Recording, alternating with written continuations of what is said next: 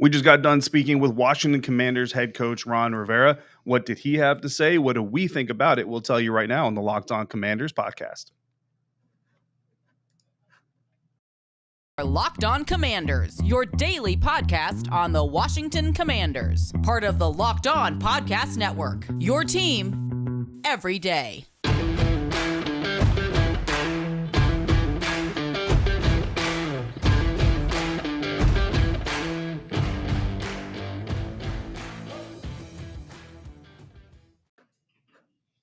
Welcome in, Commanders fans, to the Locked On Commanders podcast, part of the Locked On Podcast Network, your team every day. We are your daily podcast covering the Washington Commanders, and we are free and available every single day. We are your daily podcast, again, on all platforms, including YouTube and the new WUSA 9 Plus app, your CBS affiliate in the Washington, D.C. area. There's a new streaming app in the game that's a game changer for local news and sports in the DMV. Just download the WUSA 9 Plus app for your Roku or Amazon Fire Stick. No matter how you're joining us, we thank you for viewing or for listening to this episode. If you're viewing live on YouTube, welcome, of course, to the show. We are here in Ashburn, Virginia. I'm David Harrison, writer for Sports Illustrated's Fan Nation.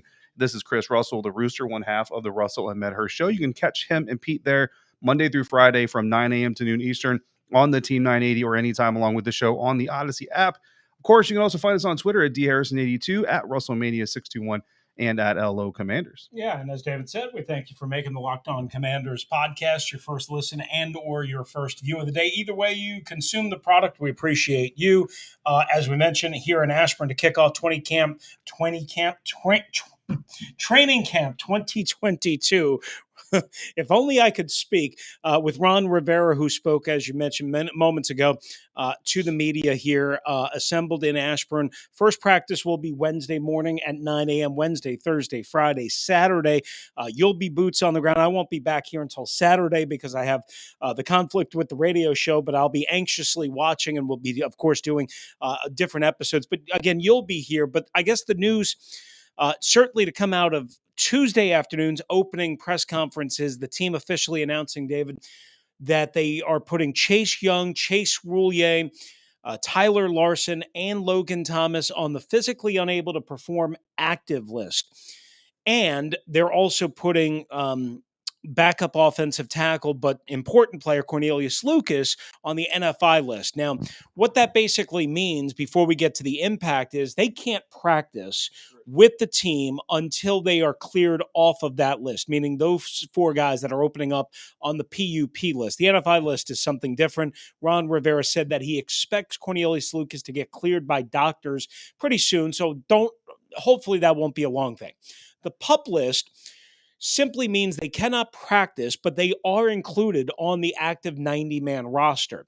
The reason why you put them on that list is so that in case they're not ready to go for the regular season, they can go to the season PUP list as opposed to IR or have to be carried on the active 53 if they're not ready to go. So that's a brief synopsis of why you put them on that list. David, none of those names should surprise us. I can't imagine you were surprised by either one. I know we talked about it on a recent episode, I believe our last, but we did get a little bit of a surprise.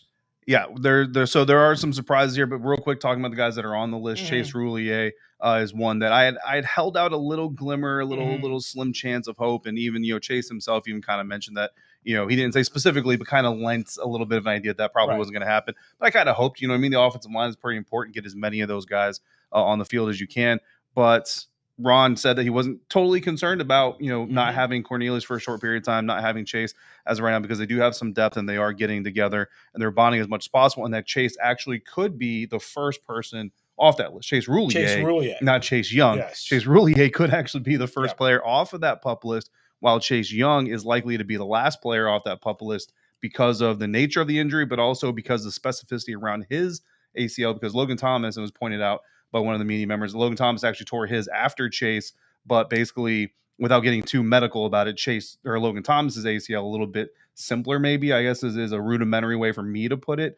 Basically saying that Chase Young's ACL was a little bit different. So the timeline was Young against Tampa on November 14th, Logan Thomas against Las Vegas on December 5th, right? And then obviously you don't have surgery right away. I don't remember the exact surgery dates, but they had surgery, a week and a half, 2 weeks later, whatever it might be. Clearly, again, a 3-week at least timeline difference between Logan Thomas and Chase Young.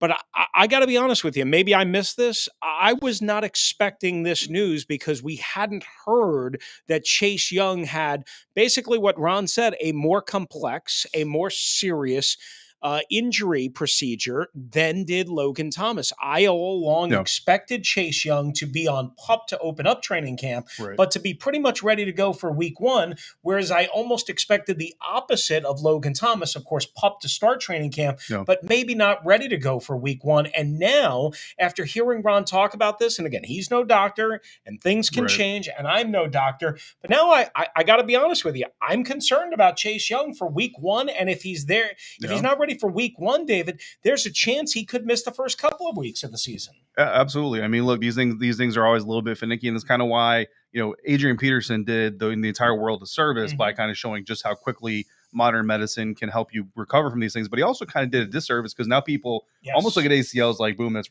really nothing, but it's still certainly something. You talk about the Buccaneers where Chase Young got injured. Wide receiver Chris Godwin ended up getting injured from the Buccaneers roster in December. He is actually cleared. He's been medically cleared to start training camp. Now, doesn't mean he's going to be out there full cuts, full routes, and all that stuff to start training camp, but he'll be a limited participant. He'll actually be available to be on the field, which is different than obviously Chase Young. So another kind of situation. But remember, Chase mentioned that they actually had to cut into both of his knees in order to do some of the preparation or some of the repairs.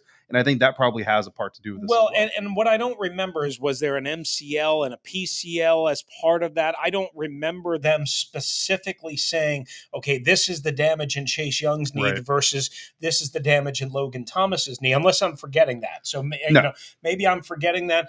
But they, I don't want to be too critical, but in a way, it's almost like a disservice because this kind of came as a surprise, at least to me. Maybe I was sleeping under a rock or something. This kind of came as a little bit of surprise to me. But now that we have some sort of clarification, I would say if you look at who clearly this doesn't benefit anybody as a team if you want to be a good team this year.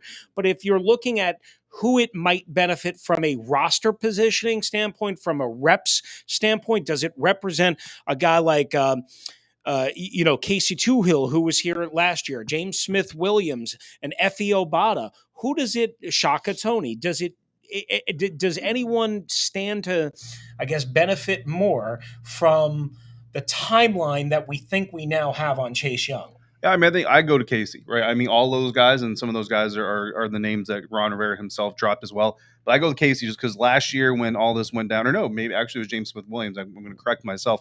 He was the one who kind of got the most reps, the most games played, the most starts and all that stuff. So he kind of has that advantage. Now, it doesn't mean that a Casey Toohill or an Effie Obata can't come in and basically become that guy, depending on how well they play in tandem with Montez Sweat. And that's something that Coach Rivera talked about. It's not just the individual player, but how that player then impacts the other players around him. So it's more than just singular talent and all those things. But I think bottom line, no matter what, when Chase does get back on the field, you have the most naturally talented football player on your defensive front there back, and that's going to be key. But then also those guys that kind of fall back into a backup role, now they've got a lot of experience, a lot of training, a lot of coaching, a lot of on-the-job training, you can call it, to make that depth even more valuable. And when you get to the playoffs, this team does have aspirations of making the playoffs.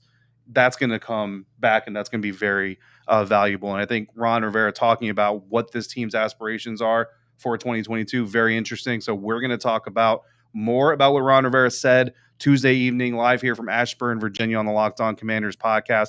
But first, guys, we all got to have a moment of levity, a moment to speak honestly with each other. We've all been in situations where we could use a little bit of cash, a little bit of tightness in the wallets where money's been a little bit tight. Maybe you can only afford a little bit of money in the gas tank, or maybe there's an event coming up and you couldn't afford that gift that you really wanted to get. Well, there's a company called Dave, and they're here to help you if you're in that situation, whether you're living paycheck to paycheck, struggling to make ends meet. If you are, it can be very, very stressful and unexpected expenses come up. Now Dave can help you get out of a pinch when you really need it. You can't change the past, but what if you can go to future you and ask for a handout, ask for to borrow some money from yourself? Well, now you can do that with Dave, the banking app that can help you get $500 instantly with extra cash. That's more money to fill your tank, buy that gift, or catch up on those bills. You can finally tackle those expenses that have been stressing you out. There's no interest, no credit check. That's the best part of it. Millions of people have already downloaded the Dave app to get that financial relief they need with extra cash. So if you're in a pinch and you need some extra help, download Dave and think of it as a helping hand from future you. Download the Dave app from the App Store now. That's DAVE. Sign up for extra cash and get up to $500 instantly. For terms and conditions, go to dave.com/legal. Instant transfer fees apply. Banking provided by Evolve. Member FDIC. Future you will thank you.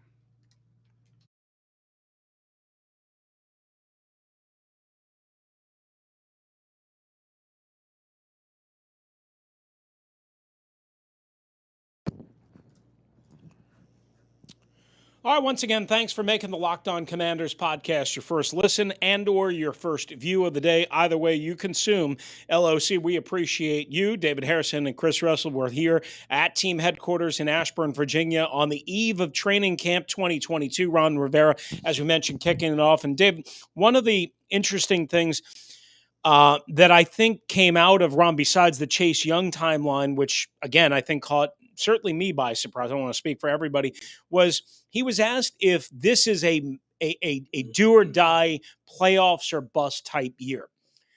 And he said no. And he said, matter of fact, bluntly, he said no, it's not a do or die type year in terms of making the playoffs. Right. But he also keeps stressing how important it is to win, to get the fan base back, to get the good feelings back, to get the karma back. He knows it's year 3 of a regime, and NFL coaches, even though he, I think, has more rope than your standard NFL head coach, he knows that year 3 is really an important kind of measuring stick, if you will, for this franchise, and again, for most, again, in year 3. So I ask you this, if it's not do or die in terms of playoffs, but yet everything Ron talks about is, winning and changing the culture, and that's how you change things, and that's how you get the fans back, and that's what's most important, winning and I guess doing it right, then is that a mixed message? Or can you win without making the playoffs and still have it serve a certain purpose? I mean, you can, you know what I mean? And that's where I go against the mixed message narrative. And I think also too, as a head coach, especially a head coach coming off of back-to-back 7-win seasons, yeah, the 7-win season did produce a division title and a playoff berth, and they went toe-to-toe with the eventual Super Bowl champions, and all those things are great. It's still a 7-win season, right? Like, no matter how you slice it, it's still a 7-win season. I think you want to avoid the word bust, because what does bust also mean? What's a synonym of bust in the National Football League? Fired, right? If you're a player and you're a bust, right? If you're a first round draft pick and you're a bust at the end of year 3, most likely it means your 5th year option is not being picked up, which isn't fired, but it's about as close to fired as you can get before you're fired. Right. Well, as a head coach at the end of year 3, if you're talking bust, you're talking about potentially being fired. Now, I agree. I think Ron Rivera has a lot more wiggle room than a lot of coaches do in year 3 because of the circumstances, and I think he's done a good job of handling those circumstances for the most part. But I like the message of we're here to win, because that keeps it week to week, right? If the focus is playoffs, then we're in July. I almost said August. We're not even to August yet. We're in July, and we're already thinking about late January, not even mid-January because the extra week. We're talking late January, New Year, Christmas, all that stuff. We're not even there yet. Let's talk about today. Let's talk about winning tomorrow's practice. Let's talk about winning the preseason games, not win-loss, but just doing good things out there and taking steps forward. And then let's talk about beating the Jacksonville Jaguars. Let's worry about that before we worry about everything else. So I like that message, because with such a young team and some new veterans in the fold, I think that's the right way to go about it. That's the smart, reasonable way to approach it. There's no doubt. The unfortunate We're not here for all that, though. Well, the unfortunate part is a lot. I can see it now. The fan base, maybe some media certainly are going to spin it as, oh, Ron Rivera doesn't look at playoffs being the end all be all, right? It's okay to be. Well, wait a second. He said, winning. I mean, winning could be 9-8, right? You just mentioned this team 7-9 the last 2 years. Well, a winning season, we now know, is a 9-8 season. There are no 500 seasons anymore in the NFL, right? It's either you're 9-8 or 8-9, period. So you could win 2 more games this year and have that be a market improvement, but not make the playoffs. And I think that's probably what Ron was trying to avoid is, hey, listen, guys, we could win 9 games. We could win 10 games and still not make the playoffs. So am I going to say it's do or die? It's playoffs or bust? No, because some things are out of our control. What Ron should have said probably, besides the whole, hey, we got to win to get the fans back and the good feeling, is, guys, it's really important for us to have a winning record, which again is ultimately what he means. But winning record, I think, is more important than just putting that playoffs boom or bust type label on it, because if you come away with 10 wins this year and say you don't make the playoffs, right? Tampa got better today. Okay. We know that Philadelphia and Dallas are pretty good. We know that Green Bay should still be good. We think Minnesota should be better. So on and so the NFC West is still loaded. You could win 10 games. Maybe you could even win 11 games and still be kicked out. It's just worry about winning 9 games, and then you try and improve from there. But the minimum that this team can walk away in 2022 with the talent that they have on paper, and again, paper is worth whatever it is 9 wins. Yeah, absolutely. I mean, I think that has to be the benchmark, right? And you hear Coach Rivera talk about winning, so that kind of alludes to that's what they're trying to do, but not just because they want to win football games, but because they also know what it does for the community, what it does for the fan base. And that's something that I thought was interesting. Coach Rivera was asked about the off-field situation and the issues. And listen, we catch a lot of flack sometimes from people who don't want to hear about the off-field stuff. So it has nothing to do with the football product. But you know what? The head coach of the football team, Ron Rivera, admitting today that it does. It makes his job harder as the head football coach of this team to have all this stuff going on. But he also reiterated, like he's been saying all offseason and really kind of throughout the duration of this, that his focus is on building the team. Right. His focus on putting a winning product on the field, not because he doesn't think that the past is important, not because he doesn't think that it is relevant or it should be talked about or should be dealt with, but because he knows that is the best way that he, as the head coach of this team, can really impact how this franchise moves forward. It's the only thing he can control. Exactly. Yeah. He can't tell Dan, Mr. Snyder, as he would call him, what to say on Thursday, if anything. He says on Thursday, he can't tell him, you can't go back to the future like Marty McFly and fix all this stuff. But he knows that the community is starved for winning. They want to be connected to this team again. They want to be proud of being fans of the burgundy and gold. And he wants that for them as well. And he wants that for the stadium. He mentioned being in packed stadiums that have an expectation of winning and the fans are excited and the community loves the team. That's what he wants. Again, he wants to build that here in Washington. So I think it's important to acknowledge it does impact the football side of things. He acknowledged that, but the focus is still where it needs to be, which is winning football games to get everybody out there watching this show back in the stadium, hopefully watching the show or listening to the show on their way home after a win. Yeah, we want everybody to be out at FedEx Field. We want everybody to be, like you said, consuming every bit of media, if you will, and getting excited and all of that. And again, that is what Ron can help control. He can't control that his owner chose day 2 of training camp to, testify in front of Congress. He just can't control that, right? He's got to deal with it. He's got to just absorb it, but he can't control that. Again, you can't win games on July 28th or whatever Thursday will be, but his job is to fend his players off and shield his players from all the outside noise and outside distraction. And that means not only the Dan stuff, but also the naysayers, including the media, the fans, the national pundits, all that. Just worry about what you can control. Yeah. And the only thing you can control right now is like doing the right process, doing it the right way, and building, like you said, not worrying about week 18 before you even get to week 1. Worry about week 1 now and the next 5 or 6 weeks. Yeah, and then maybe ask Jack Del Rio to not make anonymous comments about Lamar Jackson. Unconfirmed. I'm sorry. I don't know why I had to go there. I had to go there. I like it. So yeah, that's usually something I would say. You see, I'm maybe rubbing off on poor David Harrison here. Well, listen, so I actually whispered to you during the press conference. I said, should we ask Coach Rivera if Carson Wentz has a clause in his contract where he's got to study 4 hours every night? But we didn't ask that. I mean, that would have probably gotten a laugh, I think, out of Ron. You know what didn't get a laugh is the choice that he was asked about by our colleague at WUSA 9, Darren Haynes. The head coach was asked about which fight song potential was his favorite. And the reason why he was asked that is because the Commanders made a major fan announcement to kick off training camp before Ron even spoke. And we're going to come back and discuss what we think about the process, about the choices, and maybe, of course, hopefully get you guys involved in the comments and some of the interactions that we can do with you right here on the Locked On Commanders podcast. But first, we tell you about our friends at betonline.net. Bet.net. They are the fastest and easiest way, as you know, to get all of your betting needs, find out all of your information about your favorite sports and events. They are your number one online source. So say you want to bet on the Nationals and the Dodgers on Tuesday or Wednesday night, right? The Nationals right now rolling a little bit while they have Juan Soto. You can bet on Juan Soto to hit a home run at maybe his future location, Dodger Stadium, if he gets traded to the Dodgers, or maybe you want to take a look at whether the Nationals are going to get a third or a fourth consecutive win, and who knows, do some damage to a team that they have struggled against. You can do all of that at betonline.net. Again, they are your top resource for sports wagering information, live in-game betting, scores, podcasts, and more. They have you covered.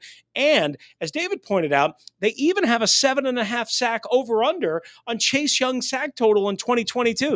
You might want to bet the under based on the information we just provided, but you can only do that at Bet Online. Go there today or use your mobile device. Learn more about the action happening today. Bet Online, where the game starts.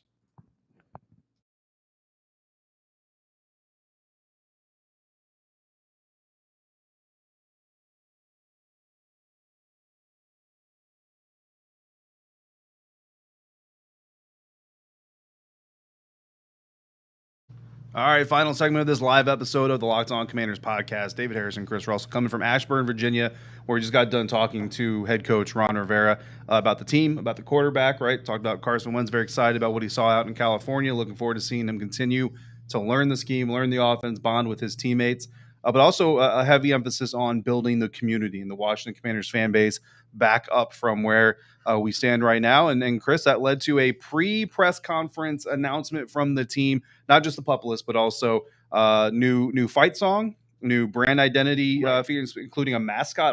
I'm very interested to see what this new mascot is going to look like. I'm not going to lie, especially after what the Pelicans rolled out their first try.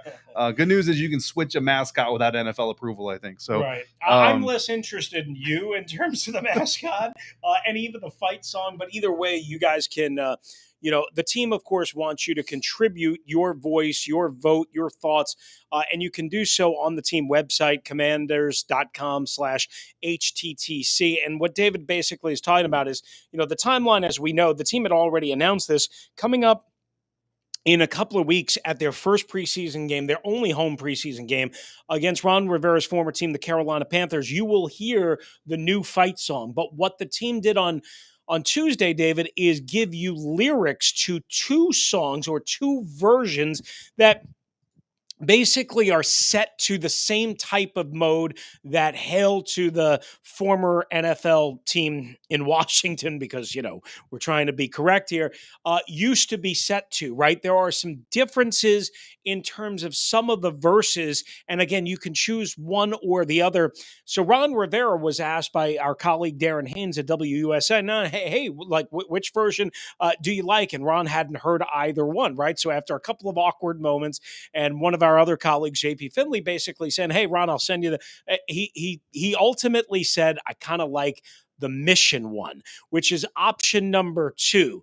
And when I say the mission one, basically the third line in the opening verse is leaders on a mission, which basically replaces another version in line 1. Both songs seem pretty similar, so I don't know how much creativity or variety is here. I think they wanted a throwback, certainly, and a clear connection to the old Hail to the you-know-what, but yet this also struck me as an opportunity to really separate from that, right?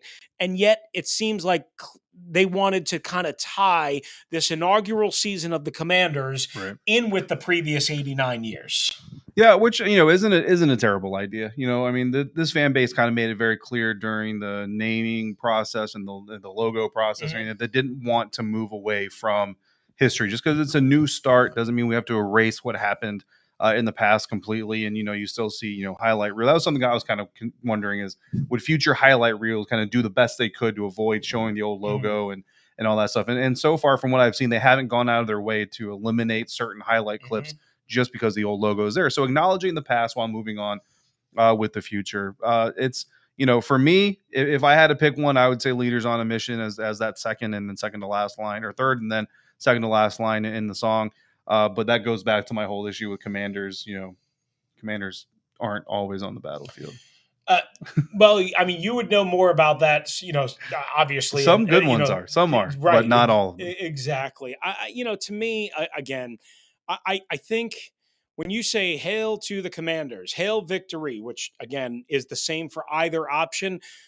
Option one is fight for our Commanders as opposed to leaders on a mission. That doesn't roll off my tongue correctly. So right now, early clubhouse favorite for me would be option one. But I got to be honest with you, David. Maybe this is going to get me in the unpopular category. Yeah. I ain't going to be singing to this. I'm not going to be dancing to it. I'm not going to be celebrating it. I don't really care. All I care about is please, please, please, please, please, please, let's have a good football season one way or the other. Yeah, absolutely. And Justin there on YouTube comments saying that he likes Ron's approach to things, saying that we're trying to win, but we're not going to bank on the playoffs just yet. So he agrees with us, which is always the right thing to do, Justin. So we appreciate you chiming in and also tuning in. Absolutely. Just real quickly wrapping up the episode. I don't know if we have a lot of time to get into it. There was a quarterback tiering system as we look here at Carson Wentz on the eve of his first training camp here in Washington, third team in 13 months. As we know the whole story. Mike Sando of The Athletic did this comprehensive tiering system, and to save some of the details, basically Carson Wentz was grouped in and tied for number 20 among 35 veteran quarterbacks, tied with Jalen Hurts of the Eagles. Some of the anonymous quotes and comments we're going to have to save for hopefully another episode as things slow down a little bit. But when you hear tied for 20th with Jalen Hurts of the Eagles, a quick thought on that. Yeah, it's interesting because Jalen has a lot to prove, right? And Carson has a lot to prove. But what Jalen needs to prove is that he is an NFL quarterback, that he's a professional quarterback, a la kind of what Lamar Jackson's concerns were coming out of college. That I think by and large he's answered a lot of those to people who are being objective. And Luke Braun and I actually talked about that on Tuesday's episode of Locked On NFL. So if you want to hear my take on Lamar, by all means head over there. But Carson's issues and Carson's questions, I mean, if you just look at the stat line, he's actually a pretty good quarterback, average to above average quarterback for the Indianapolis Colts. Now, there were some critical moments where he faltered, and that's going to happen, unfortunately. But his questions are mostly personality-based, right? And there, in one quote that came out of there, a head coach did say anonymously, quote, "I was high on him coming out in his rookie year, but when he didn't get along at the Colts, I just went, oh boy, that to me was the last straw. I mean, that was Frank Reich's guy. Something isn't right there," end quote. My argument, counterpoint to that would be, it doesn't seem like he didn't get along with Frank Reich. It seems like he didn't get along with the owner. And that has to do with some other things that don't necessarily involve X's and O's. Jim Irsay even said that himself. It's not all play-based. It's not all winning or losing-based. Admitting that even if they'd have won and end up in the playoffs, Carson Wentz still probably wouldn't be with the team. So this wasn't completely football-based. So for that reason, I mean, from an evaluation for a list standpoint, I put the guy that's got the mechanics and the tools above the guy that is still having to prove he's got the mechanics and the tools, because personalities change like the seasons. I would agree, and maybe that unnamed coach said it wrong. I don't think anybody should walk away thinking that he didn't get along with Frank Reich, but I think what he was trying to say, and I'm trying to interpret and read between the tea leaves, is that his relationship with Frank Reich couldn't save him, couldn't get him a year two, and they went and basically gave Carson Wentz, or they tried to do everything they could to get Carson Wentz away. So we, even without having a backup option, because remember the Matt Ryan trade didn't happen until several weeks ago. So I think that's what the coach meant without necessarily saying it the right way. Clearly, Carson Wentz is the number one choice here. Clearly, he was desired and wanted here because Washington did everything more than reasonable and fathomable to kind of get him based on the market as we understand it. And he begins in earnest in year one with Washington. And hopefully for Washington's sake, while they can get out of it after year one, you do not want it to go wrong in year one. So we'll continue to talk about Carson Wentz throughout. Again, you're going to be watching him over the next couple of days closely. I'm going to have to rely on video clips and your words and your analysis, and then I'm going to get a good look at him on Saturday after a couple of days of practice. So we will have you covered, of course. David, again, boots on the ground here in Ashburn at the team facility every morning during training camp. And again, we will have you covered with all sorts of news and analysis here, of course, on the Locked On Commanders podcast. But we want to thank you guys for joining us right here on LOC and for making us your first listen of the day and your first watch of the day. Come on back for the next episode. Again, mentioned training camp, practice number 1. David will be there on the sideline watching it, and we'll have all the details, all the observations, and we'll wrap about a whole bunch more Commanders football. But now make your second listen and watch the Locked On NFL podcast. Our national NFL experts and insiders keep fans dialed in with the biggest stories and the latest news as training camps are now officially open across the board. Follow Locked On NFL every day on the Audacy app, YouTube, and wherever you get your podcasts. If you guys want to hop in, it's 301-615-3577. That's 301-615-3577 on the voicemail line of Locked On Washington Commanders at gmail.com. And that's going to do it for us today, Commanders fans. For David Harrison, to my immediate left, covering the Commanders for SI.com's Fan Nation, and doing a great job writing all sorts of things and really trying to recruit Jesse Bates to Washington. Yes. That is a secret, underrated storyline. Well, maybe not secret, underrated storyline for training camp 2022. Meanwhile, I'm just trying not to get kicked out of here and not to try and keep rambling. I'm Chris Russell, one half of the Russell and Medhurst Show. Again, thanks for joining us. We'll be back with more reaction to day 1 of training camp 2022 right here on the Locked On Commanders podcast.